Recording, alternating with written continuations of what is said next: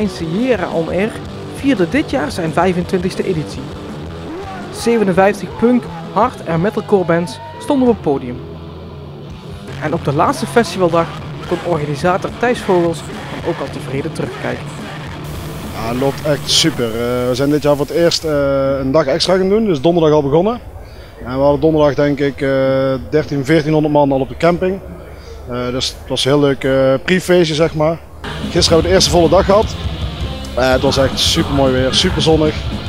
Heel veel mensen, we zijn dik uit boven wat we begroot hebben zeg maar. Dus dat is ons super goed. Vandaag is iets minder mooi weer, maar ja, minder warm. Dus ook meer energie bij de mensen. Ze kunnen langer doorgaan met drinken als het heel warm is. Dus eigenlijk voor ons is het gewoon helemaal top op dit moment. En deze kwart eeuw is Jera On Air uitgegroeid tot een grote internationale festivalnaam. Want de 7000 man op vrijdag en de 5000 bezoekers op zaterdag kwamen niet alleen uit het dorpje Uit de Peel. Nou, wij hebben dit jaar in, moet ik niet liegen, volgens mij 26 verschillende landen tickets verkocht. Dus het is ook niet alleen uit het land, maar echt uit Australië, uit Amerika, uit heel Europa. Ze komen echt overal vandaan. Natuurlijk ook wel veel in de regio, maar de spreiding in Nederland is al bijna gelijk, zeg maar. Ja. En ondanks alle verschillende nationaliteiten lijkt het festival een groot en gemoedelijk familiefeest. Maar ik denk de sfeer, zeg maar, het familiaire, iedereen is heel happy met elkaar. Ik bedoel, zoals ook de politie en zo zeggen van ja, er zijn hier helemaal geen calamiteiten. En natuurlijk, er gebeurt links en rechts wel een klein dingetje, maar er is nergens geen ruzie. Het is gewoon heel vriendelijk en leuk om te zijn, denk ik.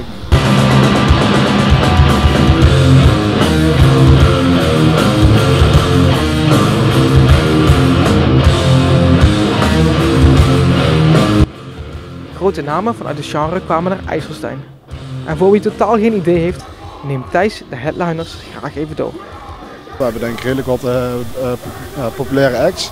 Gisteren hadden we als headliner Architects. Dat was echt volle zaal, volle bak, flink klappen. Dat is ook echt voor het jongere publiek denk ik echt een hele populaire band. En vandaag hebben we meerdere populaire bands ook, in verschillende genres. Dus de punk, de hardcore en de metalcore.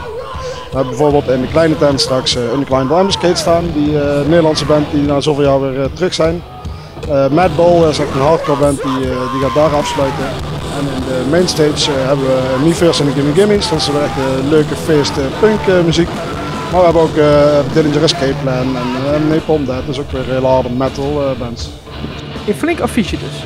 Maar voor de organisatie van Jera On Air is er nog één act die hoog op hun verlanglijstje staat.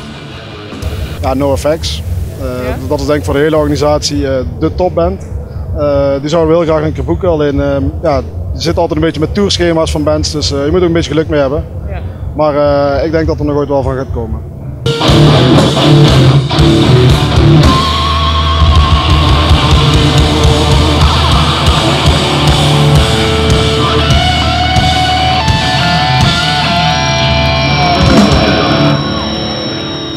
En nu de rust weer is wedergekeerd in de IJsselsteinse weilanden, kan de organisatie zich weer rustig gaan voorbereiden op de volgende editie.